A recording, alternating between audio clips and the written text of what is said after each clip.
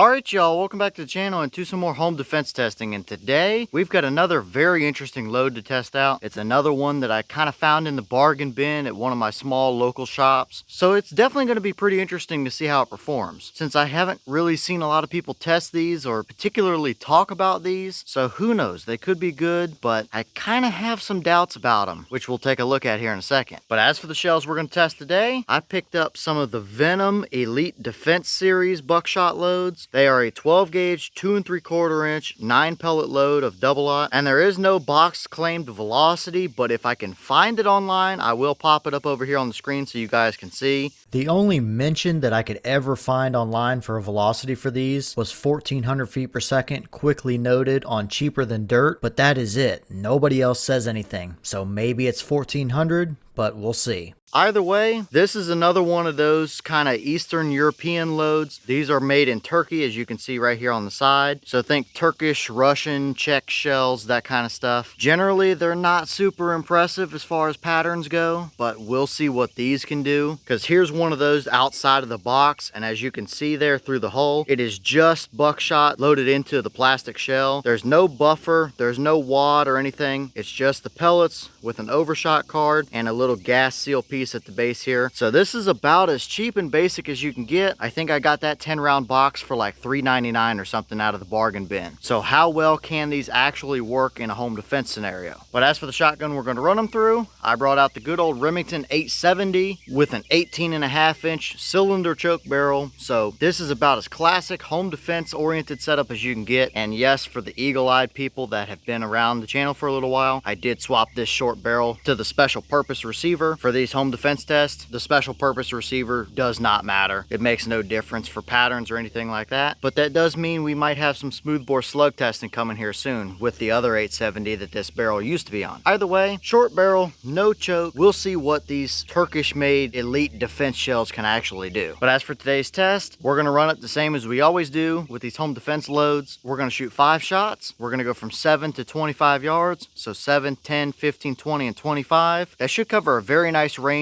of distances that you might encounter if you ever needed to use these for a defensive scenario. Any closer than that, and we're probably going to put them all in one big hole most likely. Any farther than that, and depending on the scenario, you can debate on whether or not you want to call it home defense or whatever. And of course, all those shots will be through the chrono as well, so we can get the velocities. So enough talking, let's get you guys a view of these targets, take all of our shots, and see what kind of a pattern we're able to get from these Venom Elite Defense buckshot loads.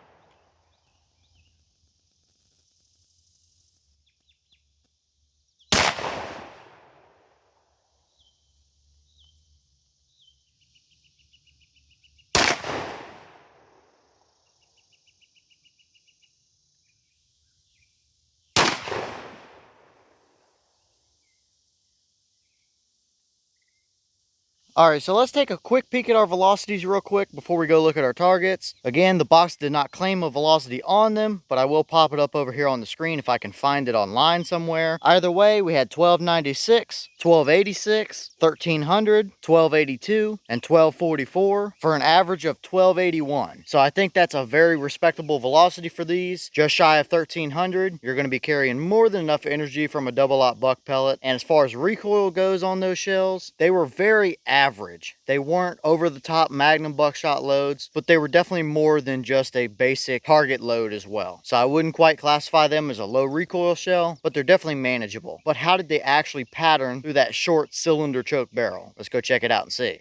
Alright, let's start over here with our up close and personal targets, so 7 and 10 yards. First off, right off the bat at 7 yards, we had all 9 pellets right within the center mass there, and kind of stacked 3 of them all in one hole. That gave us a 6 1/4 inch spread at 7 yards. Not bad, but it is a little bit more on the open side compared to something like a Federal Flight Control load or a Hornady Critical Defense load. Those were down there in the 2 to 3 inch range rather than 6 inches. So a touch more open right off the bat, but but that does not surprise me. Moving over to 10 yards, we still kept all 9 pellets within there, but we did open it up a little bit to an 8-inch spread, so that difference does make sense. And the big holes you see in the paper over there and one down low over here are both the little gas seal pieces that sit under the pellets, so nothing to worry about there. Either way, you know, in the same room as the perpetrator, that's absolutely going to get it done, but it is more open than some of your higher end loads. But moving over here to our 15-yard target now, we can really start to see how much these open up and how quickly. We still kept all 9 pellets on the actual target here. We had one over here on the right that was a little bit close and another little gas seal impact. But we started to cover his entire torso, and that's only 15 yards. It gave us a 15.25-inch spread and relatively even for the most part, except maybe that bottom right one is a little bit of a flyer. So they have a little bit of something going for them, maybe out to 15 yards. If you prefer a little bit broader of a pattern to give you a little more leeway in a crunch time scenario, then out to 15 yards, these are not bad. However, a lot of us are probably going to prefer it to be quite a bit tighter than that, because at 15 yards, you're starting to risk not getting a perfectly dead center shot and having pellets that fly past your intended target and hit things or people that you don't want to hit. So right here, as it stands, I'm saying 15 yards and in is decent for these shells for somebody that prefers a little bit bigger of a spread in their buckshot load. But moving out here to our 20-yard target, and once again, we continued the same trend of opening it up even farther. But this time, we started to get kind of their own isolated clumps with a big hole right in the middle of the pattern there. And we opened it out to an 18.25-inch spread on this one. Definitely starting to cross that line where you're going to have pellets that miss the intended target and hit stuff behind it. Not ideal, since 20 yards would be somebody that's out off the porch or at the garage door or something of that nature. So once we get out to 20 yards, I'm sure that a lot more people are not really going to prefer that particular type of pattern. It's just starting to get a little bit too broad and splotchy. But now we'll move to our 25-yard target, and the same exact trend continues. 23.25 inches of spread. You definitely missed him with a couple of these pellets, and you've got a big hole in the middle of your pattern with little clumps of pellets in different areas. Not a super even spread overall. Now, yes, this would still be effective on an intruder that's out trying to steal a car or something like that in the driveway. You're gonna hit them with pellets. There's no doubt about that. I definitely wouldn't want to be staring down this load, that's for sure. But it really shows us that it is a cheap shell overall. Very basic load, nothing special, nothing to help it out as far as a wad or copper plating or buffer or anything like that. This is about as bare bones as it gets for buckshot, and out here at 25 yards, while still effective, it would not be my first choice, that's for sure. And here are a couple of the little base gas seal pieces from under those pellets. Don't mind that they're a little banged up. These are the ones that hit the actual targets down here. Couldn't find the other ones, but these are a very soft plastic. You obviously won't be able to tell that on camera, but I mean, you can see I can squish them like nothing. And those pellets dug down pretty deep into there. Now, do I think it made a massive difference as far as our pattern goes? And not really. At closer ranges, this much cushion might have helped hold the pattern together a little bit. Maybe not quite disrupted as much, but these are pretty much there just for gas control more than anything else, especially in a setup like this. So nothing too special to see on this one.